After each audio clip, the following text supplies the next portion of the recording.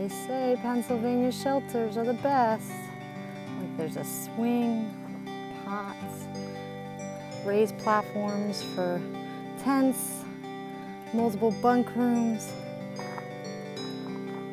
picnic area, sundial, quite gorgeous.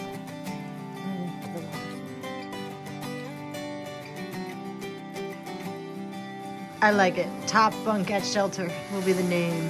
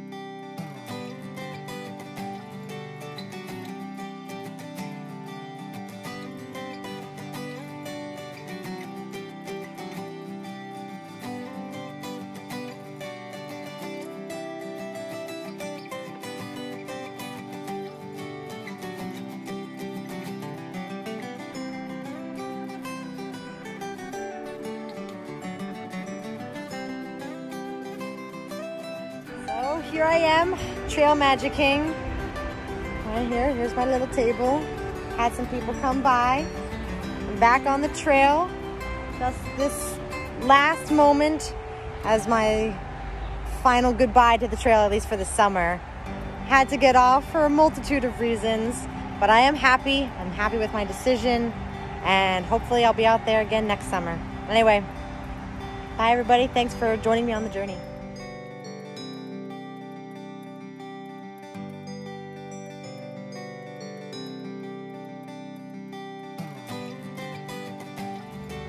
So, what were the reasons for getting off trail? There were a multitude, as I've said before. Some of them included, I was severely dehydrated. I was walking tens of miles, sometimes 20, with only a liter. And even when I went into town, I wasn't rehydrating well enough. So every day I was getting more and more dehydrated.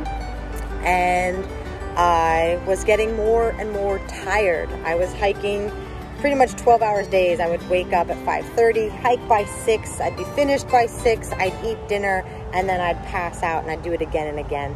And I was getting really tired, and I wanted some time to enjoy the summer, spend time with family. So I figured the best time would be, now.